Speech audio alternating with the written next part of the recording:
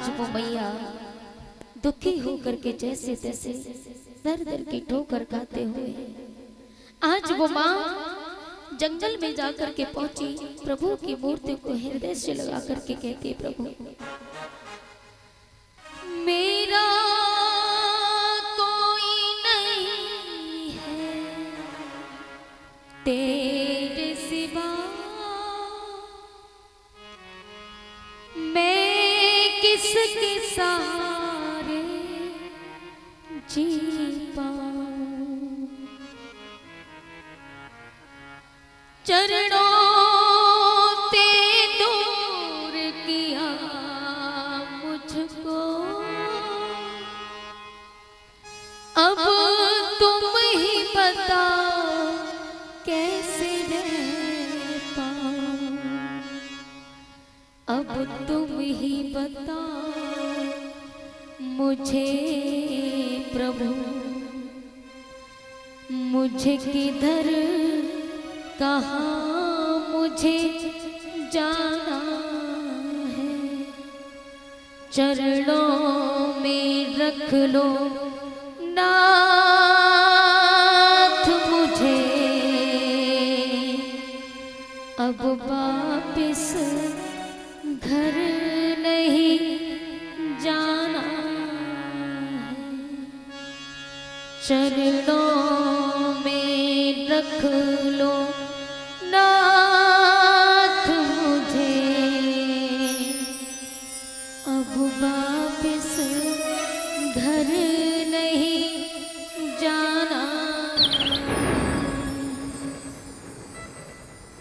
आज वो माँ रोते बिलखते जंगल में जाकर के पहुंची और वहां जाकर के वो मैया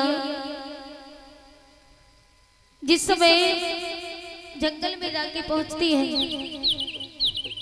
झोपड़ी डाली और जौ का आटा था, जौ की रोटी वो मां नमक से खाया करती थी। आज वो दुखिया इतने दुखों को झेलती है, इतना कष्ट सहन करती है। जंगल से लकड़ियों को बीन करके लाती है, एक एक लकड़ी को बीन करके अपना गुजारा करने लगी। समय व्यतीत होता गया। एक दिन वो माँ जब बहुत दुखी हो जाती है तो भगवान से कहती, विधाता मेरा जब इस संसार में कोई है ही नहीं तो मैं भला जी करके क्या करूंगी। इससे तो अच्छा कि मैं मर जाऊं। आज वो मैया अपने पति को याद करती कि महाराज मुझे क्षमा करना, आज मैं इस दुनिया को छोड़ करके जा रही हूं। क्योंकि पति के बिना इस संसार में कुछ नहीं होता है। जब तक स्त्री का पति है तो उसकी पति है, पति माने लाज है, और पति नहीं तो कुछ नहीं। जाकर के उन विधवाओं से पूछो जिनके पति नहीं होते, जिनके पति भगवान छीन लेता है। थोड़ा सा जीवन बिताने के बाद छोटे छोटे बच्चे जब होते हैं, छोटे छोटे बच्चों को छोड़ करके जब उनके पति चले जाते तो पूछिए और सुना से कि कैसे अपने बच्चों को पालती है, बगैर पति के कैसे सर पे बोझ उठा करके जीती है। भले भगवान सब कुछ छीन ले लेकिन एक पति न छीने, बच्चों के सर से एक बाप का साया न छीने।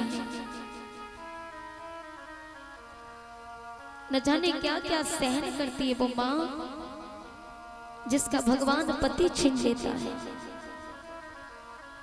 वो दुनिया में जीती तो है लेकिन एक पत्थर बन करके, लोगों के ताने सुन करके। ये समाज उसे जीने नहीं देता। ये समाज उसे कहता है, अगर बच्चे जब छोटे छोटे होते ना, उनको पालने के लिए वो माँ बाजार भी जाती है तो लोग कहते हैं कि अरे पति के गुजर जाने के बाद इसका तो राज्य हो गया, न जाने कहां कहां घूमती है। और वो बेचारी अगर खुद ना जाए, किसी से सामान भी मंगाए तो लोग बासिंदा कहते कि ना जाने कौन है, कौन से मतलब से ये इसका साथ देता है, उसका तो जीना दुश्वार हो जाता है प्यारे।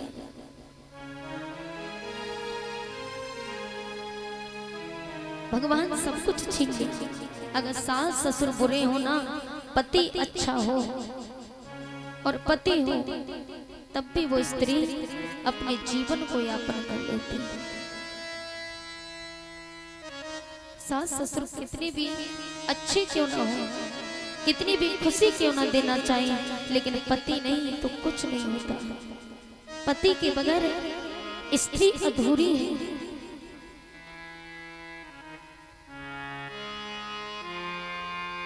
आज वो मैया महाराज उत्तानपाद को याद करके रोती है कि विधाता, मेरे तो पति होते हुए भी आज मैं बगैर पति के जीवन यापन कर रही हूँ। मेरे पति एक राजा होते हुए भी वो चाहते तो मुझे दासी बना करके कोने में डाल देते, 2 वक्त की रोटी देते, तब भी मेरा जीवन गुजर जाता। जिनके यहाँ इतनी दासियां घूमती हो, जिनके यहाँ इतने नौकर, इतने मंत्री लगे हो, जब उनके लिए खाने के लिए है, मेरे लिए 2 वक्त की रोटी नहीं। धिक्कार है ऐसे जीवन पर, इससे तो अच्छा कि मैं अपने प्राणों को त्याग दूं। वो माँ महाराज उत्तानपाद को याद करके मरने के लिए वन में चली।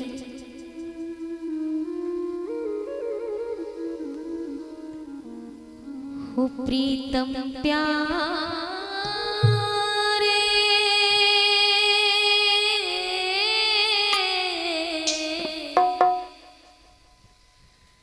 हो तो बिन सुना है संसार, हो मेरा जीना है बेकार, हो मैं तो सब कुछ गई हूँ हार। हो प्रीतम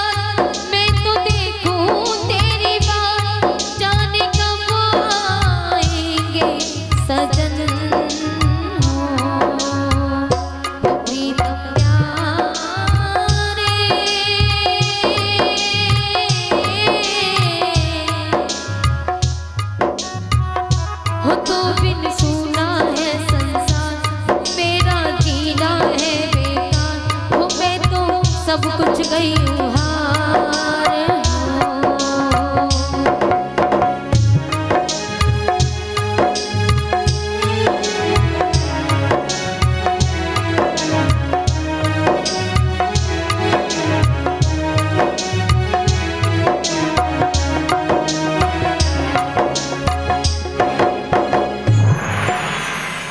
आज मम्मा रोते बिलखते अपने पति को याद करते मरने के लिए जिस समय चली, जंगल में एक कुआं था।